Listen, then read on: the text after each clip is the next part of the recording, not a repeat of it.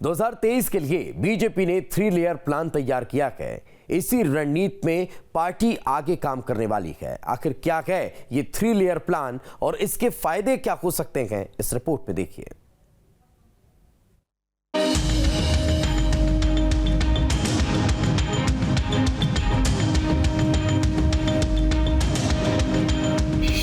क्या है बीजेपी का 3 लेयर प्लान? 2023 में हिट हो पाएगा अभियान?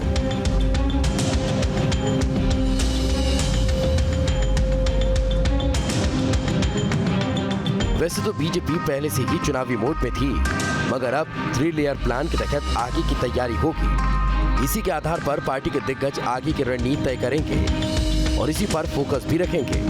अब सवाल है कि आखिर ये 3 लेयर प्लान है क्या? तो पिछड़ा वोट बैंक पर ध्यान, दूसरा कमजोर सीटें और तीसरा हारी हुई सीटों पर फोकस रहेगा। मतलब एक तरफ जहां पिछले वोट बैंक को साधने की कवायद होगी, तो दूसरी तरफ उन सीटों पर तेजी से काम होंगे जहां बीजेपी की स्थिति कमजोर है। पार्टी का दावा है कि अगर 3 फ्रंट पर अच्छे से काम हो गए तो 2023 में जीत की राह आसान होगी। देखिए, भारतीय जनता पार्टी सबके साथ सबके विकास के लिए कार्य करती है और जो भी वर्ग हैं सभी को ध्यान में रखते हुए योजनाएं बनाती है। भारतीय जनता पार्टी का संगठन जन जन तक पहुंचने का प्रयास करता है। जहां पर हमारी विजय होती है वहां पर हम अहंकार नहीं करते और जहां पर हार होती है उसकी समीक्षा कर कर तत्काल तैयारी में लग जाते हैं।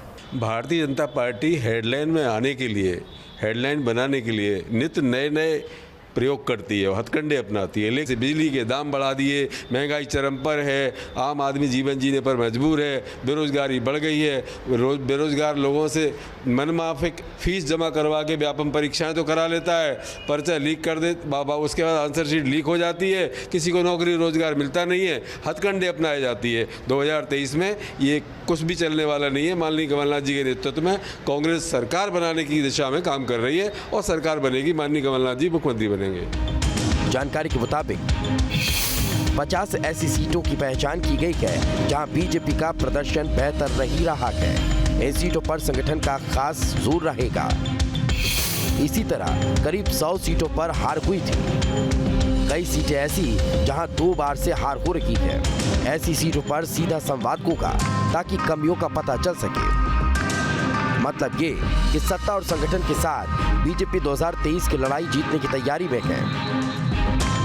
भाजपा को अपनी 2023 में सरकार जारी रखना है तो सबसे पहले तो दलित वोटों को उन्हें साधना पड़ेगा और उसके बाद जो दूसरे मुद्दे आते हैं तो उस पर आपकी रणनीति भारतीय जनता पार्टी बना रही है। आप जो भी कास्ट इक्वेशन देखेंगे या जब दूसरी चीज़ें देखेंगे तो वो कांग्रेस की मजबूत स्थिति उन्हीं के कारण है और भारतीय जनता पार्टी हमेशा हारी हुई सीटों को इसलिए फोकस करती है कि वो यदि वापस आ गई, उनकी परंपरागत सीटें हैं तो बहुमत के करीब पहुंच जाते हैं, क्योंकि एंटी इनकम्बेंसी उन सीटों पर पिछले चुनाव में रही थी। इस बार वो एंटी इनकम्बेंसी यदि कांग्रेस का विधायक है या बसपा का विधायक है या निर्दलीय है तो वो एंटी इनकम्बेंसी डाइवर्ट हो जाएगी। तो अब सवाल है कि आखिर 3 लेयर प्लान के लिए पार्टी क्या कर रही है? तो शिवराज का कल्याणकारी योजनाओं पर फोकस है। हितग्राहियों पर संवाद कर रहे हैं, लगातार योजनाओं की मॉनिटरिंग कर रहे हैं। ऐसी वर्ग से जुड़ी हुई योजनाओं का खास ख्याल रखा जा रहा है। इसी तरह वीडी शर्मा ने प्रदेश को नापने की शुरुआत कर दी है। हर संभाग का दौरा कर चुके हैं। अब इस दौरे को और बढ़ाने की तैयारी है। दौरे में सीटवार स्थिति की समीक्षा करेंगे, कमियों को दूर करने की कोशिश करेंगे। तो उधर हितानंद लगातार बैठकें ले रहे हैं। चुनावी प्रबंधन पर खास फोकस है। विधायकों मंत्रियों के काम पर नजर है। जनप्रतिनिधियों को क्षेत्र में ज्यादा रहने की नसीहत दी जा रही है। इससे कार्यकर्ता उत्साहित रहेंगे। दरअसल 2018 में पार्टी सत्ता पाने से इसलिए चूक गई थी क्योंकि कार्यकर्ताओं में विधायकों के प्रति नाराजगी थी। चुनाव में कार्यकर्ता एक्टिव नहीं थे, जिससे बीजेपी को पारंपरिक सीटों पर भी नुकसान उठाना पड़ा था। मिशन 2023 के लिए बीजेपी ने 3 लेयर प्लान बनाया है। इसमें दलितों को फोकस किया गया है। साथ ही साथ बीजेपी ने उन सीटों पर भी फोकस करना शुरू कर दिया है जिन सीटों को 2018 में गंवा दिया था। हालांकि कांग्रेस का कहना है कि इस बार का सबसे बड़ा मुद्दा महंगाई होगा, लिहाजा जीत कांग्रेस की होगी। आगे देखना बेहद दिलचस्प होगा कि बीजेपी का ये 3 लेयर प्लान मिशन 2023 में कितना कारगर साबित होता है। जर्नलिस्ट हिमांशु के साथ शुभम गुप्ता, न्यूज़ स्टेट भोपाल। खबर तो ये है कि 3 लेयर 2023 के लिए गाइडलाइन है। इसी पर नेताओं को काम करने को कहा गया है ताकि सत्ता और संगठन की लोगों में पैठ बढ़ सके। बीजेपी दलित और आदिवासियों को साधने की रणनीति पर काम कर रही है। इसमें सरकार संगठन का साथ दे रही है। योजनाओं के जरिए सरकार SC/ST को लुभाने की कोशिश में लगी है। आखिर 2023 के लिए इन दोनों वर्गों को साधना कितना जरूरी है, इस रिपोर्ट में देखिए।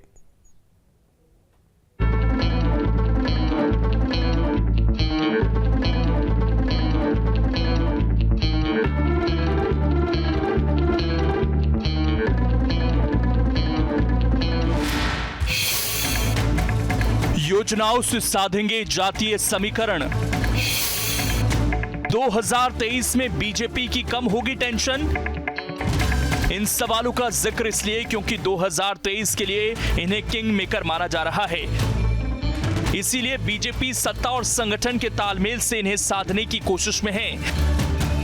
इसके लिए SC/ST से जुड़ी योजनाओं को धार दी जा रही है ताकि उन्हें अपने साथ रखने में मदद मिल सके। कुछ योजनाओं के बारे में आपको बताते हैं, इससे आपको अंदाजा हो जाएगा कि सरकार उनके लिए क्या कर रही है। आदिम जाति कल्याण विभाग को बजट मिला। 1 दर्जन जिलों में बजट पुनर्नियोजन की छूट दी गई। बड़े स्तर पर अंबेडकर जयंती मनाने की तैयारी है। भोपाल में बड़ा कार्यक्रम होगा, बड़े नेता इसमें शिरकत करेंगे। PM आवास योजना में SC/ST का खास ख्याल रखा जा रहा है। बैगा सहारिया को प्रमुखता दी गई। SC/ST बूथों पर संगठन कैंपेन चल रहा है। इन सीटों पर कनेक्टिविटी बढ़ाई जा रही है। आदिवासी इलाकों में राशन आपके द्वार योजना शुरू की गई है। जल्द ही सभी विकास खंडों में शुरू करने की योजना है। मतलब ये कि सत्ता और संगठन दोनों इस मुहिम में जुटे हैं। बीजेपी का तर्क है कि ये पिछड़ों के विकास के लिए कैंपेन है, मगर कांग्रेस इसे शुद्ध रूप से सियासी पैंतरा मान रही है। हर वर्ग में सर्वस्पर्शी भाजपा हो, सर्वव्यापी भाजपा हो, उसके लिए हम काम करते हैं। जो योजनाएं राम के लिए है वो रहीम के लिए है। भारतीय जनता पार्टी की सरकार मध्य प्रदेश की 8 करोड़ जनता की चिंता करते हैं और उनके लिए काम करते हैं। निश्चित रूप से जो पिछड़े हैं, जो मुख्य धारा से जुड़े नहीं हैं, उनको मुख्य धारा में लाने का काम जन कल्याण की योजनाओं के माध्यम से मध्य प्रदेश सरकार में किया जाता है। सभी वर्गों के लिए कैसे सभी वर्ग आगे आएं, सभी वर्गों का कल्याण हो, उसके लिए हमारी सरकार कटिबद्ध है। दलित और आदिवासियों के नाम पर राजनीतिक रोटियां सेकने वाली भारतीय जनता पार्टी की शिवराज सरकार दलित आदिवासियों के लिए अनेक घोषणाएं तो करती है, लेकिन उन घोषणाओं पे अमल नहीं होता है। ना उनको अमली जामा पहनाया जाता है। ना आदिवासियों को कोई लाभ मिलता है, ना दलितों को कोई लाभ मिलता है। ना आदिवासी नेताओं को कोई संगठन पे कहीं पद दिया जाता है भारतीय जनता पार्टी पे, ना दलितों को दिया जाता है। लेकिन वोट कबाड़ने के लिए एक घोषणाओं की राजनीति की जाती है। इस बार भी भारतीय जनता पार्टी सिर्फ घोषणाओं की राजनीति कर रही है। जैसे 2018 के चुनाव में उनको करारी हार मिली थी, ऐसा ही अब 2023 के चुनाव में उनको फिर से करारी हार मिलने वाली है। अब सवाल है कि आखिर बीजेपी इन दोनों वर्गों को साधने के लिए इतनी चिंतित क्यों है? तो दरअसल 2003 से 2013 तक के चुनाव में बीजेपी को SC का साथ मिला। इससे बीजेपी की सत्ता लगातार बनी रही। 2018 में SC वोटर कांग्रेस में शिफ्ट हो गए, जिससे सत्ता कांग्रेस के पास चली गई। उपचुनाव में SC वर्ग बीजेपी के साथ आए, जिससे बीजेपी की सत्ता बनी रही। 2023 में सत्ता रखने के लिए SC वर्ग को साथ रखना जरूरी होगा।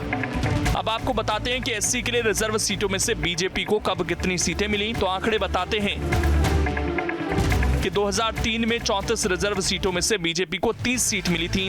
2008 में 35 आरक्षित सीटों में से बीजेपी को 25 सीटें मिली। फिर 2013 में 35 में से बीजेपी को 28 सीट मिली, जबकि 2018 में 35 रिजर्व सीटों में से सिर्फ 18 सीटें मिली थी।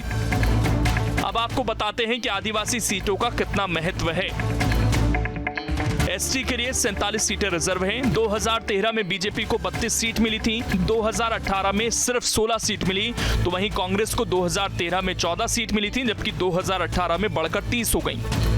मतलब ये कि SC/ST के साथ से कांग्रेस को सत्ता मिली थी और बीजेपी से दूरी बनाने पर उसकी सत्ता चली गई थी। इसीलिए अब बीजेपी को SC/ST के लिए रिजर्व 82 सीटों पर फोकस करना है ताकि 2023 की राह आसान हो सके। मध्य प्रदेश में आदिवासी और अनुसूचित जाति जिसके साथ रहे उसके हाथ में सत्ता रही। इनकी नाराजगी पार्टियों को सत्ता से बेदखल करती रही है। 2013 तक बीजेपी सत्ता में इन्हीं के दम पर रही और 2018 में कांग्रेस इन्हीं के बूते सरकार में आई थी। इसीलिए इन दो वर्गों को साधने की होड़ मची है। 2023 में विधानसभा चुनाव होने हैं। 2018 में बीजेपी को करारी हार मिली थी। आदिवासी वोट बैंक और दलित वोट बैंक की बात करें तो उस वक्त बीजेपी को काफ़ी कम वोट मिला था। काफ़ी बड़ा खामियाजा बीजेपी को 2018 में भुगतना पड़ा था। इसलिए बीजेपी ने इस बार कोई चूक नहीं कर रही है। आगामी 2023 के चुनाव के पहले बीजेपी की सारी योजनाएं, चाहे प्रदेश सरकार की योजना हो चाहे केंद्र सरकार की योजना हो, सारा फोकस आदिवासियों और दलित वोट बैंक को ध्यान में रख के किया जा रहा है। प्रदेश सरकार इन वोट बैंकों को लुभाने के लिए लगातार कहीं ना कहीं योजनाएं चालू कर रही है। मतलब ग्राउंड स्तर से लेकर सरकारी ऑफिस और सरकारी ऑफिस से लेकर राजनीतिक कार्यक्रम सब कुछ वोट बैंक को लुभाने के हिसाब से बीजेपी शुरू कर चुकी है। Mithilesh Gupta, team news state.